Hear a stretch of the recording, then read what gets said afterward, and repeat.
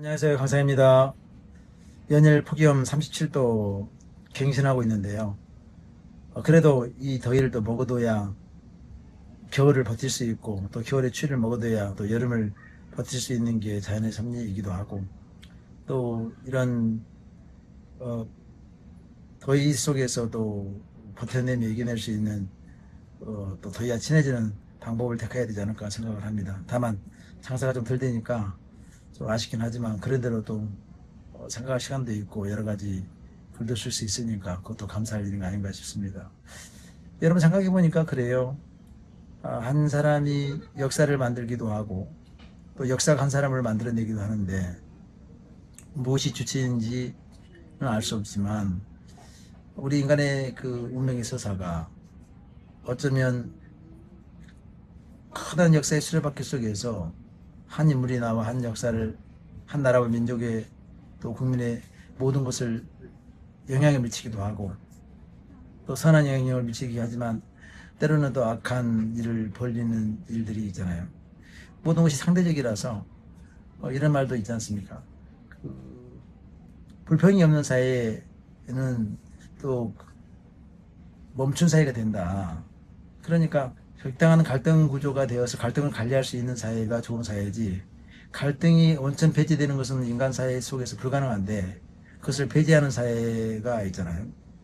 뭐 북한 같은 경우에도 내부적으로는 이제 개별적으로는 있지만 전체적으로는 갈등이 없는 것처럼 보이는 나라인데 그것이 왜 관리자들만 이제 살아가기 때문에 결국은 그 안에 갇혀서 그 숨겨져 있는 갈등이 계속 눌러져 있는 상태가 되기 때문에 그것이 사회를 진보시키고 발전시키는데 상당히 부정적인 역할을 한다.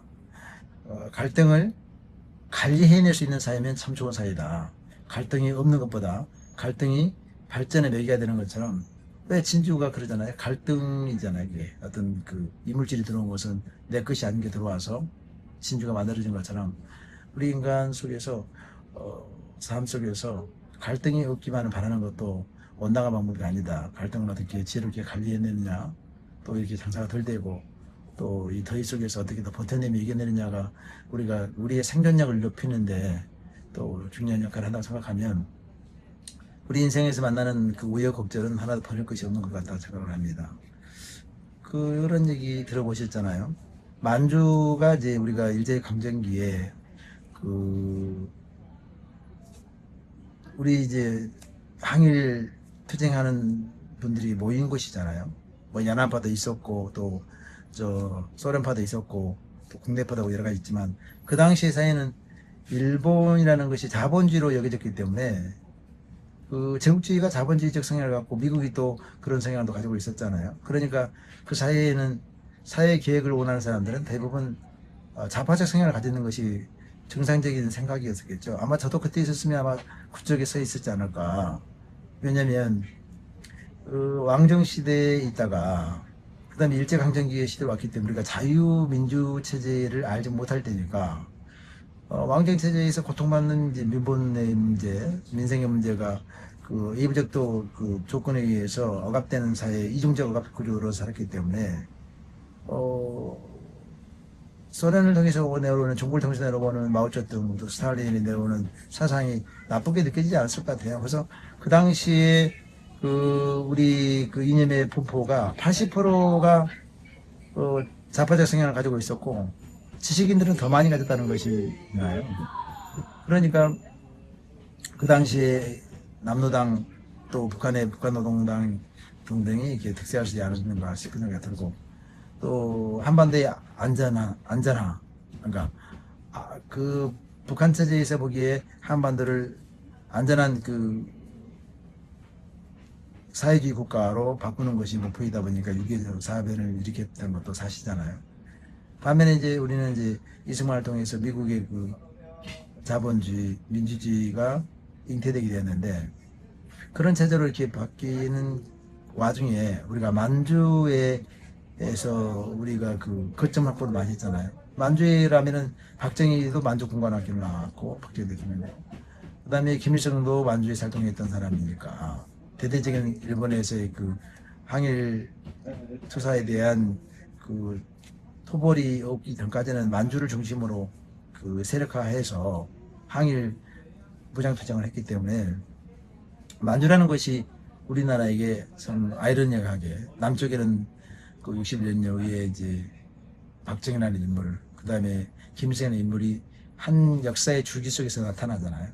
그래서 그 사람들을 통해서, 그분을 통해서 북한 체제가, 또 남한에서는 이승만 이후에 실용주의 노선, 먹고 사는 문제를 푸는 박정희 체제를 통해서 이렇게 양대립을 하게 되었고, 이승만 대통령까지는 자유민주주의 사상의 그 이념적 가치적 부분이 컸기 때문에 그 당시에는 북한이 더 실용적이기 때문에 60년대까지는 북한이 우리보다 GDP 생산량이 2배나 높았잖아요. 공업 생산량이 세계에서 거의 그 놀라면 37% 성장까지 한 해 했으니까 루이전 닌저가 김일성을 찬양한 것처럼 좋은 독재다고 이렇게 한 그런 이렇게 평가도 했던 시대가 있었잖아요.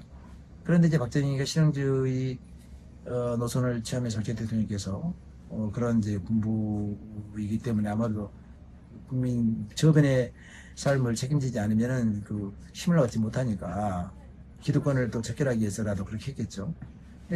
역사의 그 변곡점마다 한 인물이 나타나서 역사를 만들어가고 또 그 역사를 만든 주체 때문에 그 역사가 또 피해 역사가 되고 그 군인이 지배하는 사회가 되는 그 사회가 되는 것을 보면 한 사람의 운명이 역사에 의해서 픽업되고 또 역사 속에 산 사람의 운명을 통해서 역사의 갈등과 모든 것이 또 일어나다가 어느 날 그 사람들이 빠져나가면서 다시 역사가 새롭게 다시 갱신되면서 새로운 변화를 추구해 나가는 것을 보면 우리 인간이 역사의 그 거대한 기획사 속에서 무력한 존재인데 그러나 어떠한 방법으로라도 그 픽업되고 또 역사의 역할을 감당하면서 또 사라지는 거 보면 우리는 참으로 무력한 존재이다는 생각을 합니다.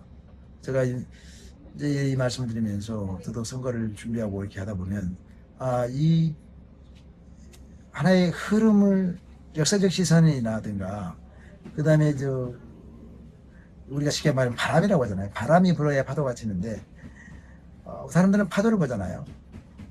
파도가 울렁이는 것을 보고 거대한 그 물결을 보지만 사실은 바람이 일으키는 것인데 역사의 시대적 조리를 잘 보면 그 흐름을 바람을 잘 보면 파도가 어떻게 일어날 줄 알게 되기 때문에 선견자의 입장에서 살게 되는데 그것도 우리가 할 수 있는 능력이 있는 건 아니고 그러나 행운이 찾아오는 것을 기대하고 잡으려 갈 수는 없지만 행운도 준비되어 있어야 행운을 잡게 되는 것처럼 늘 일상의 삶 속에서 준비된 자로 무엇인가 열심히 충실하게 할 때 그 행운도 내 것이 되지 않나 생각을 하면서 우리에게 하늘에서 준 것이 공평한 거 있잖아요. 시간과 기회가 있다. 그 시간과 기회가 공간을 내 어떤 정점에 서거나 만나게 되거나 낭비되거나 또 그렇게 됐을 때 운명의 어떤 그 전환점이 인생에도 오는 거 보면 기다리면서 준비해가면서 또 내가 오늘 할 수 있는 일을 잘 해낸다면 그걸로 인해서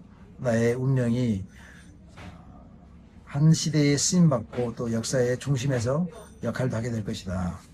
그러니까 오늘 내가 충실하게 살면 어떠한 행운도 어떠한 기회도 우리에게는 누가는 것이 아니고 언제나 열려져 있는 문이다. 이런 생각을 해보았습니다.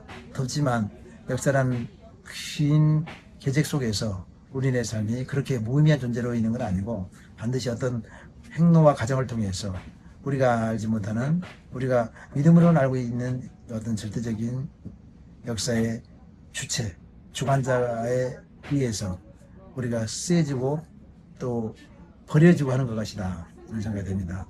덥지만 이 더위를 먹고 또 겨울을 이겨냈을 때니 보약처럼 먹는 지혜도 필요한 것 같습니다. 2025년 7월 벌써 또 주중이 되어 갑니다. 금요일입니다. 감사합니다. 감사합니다.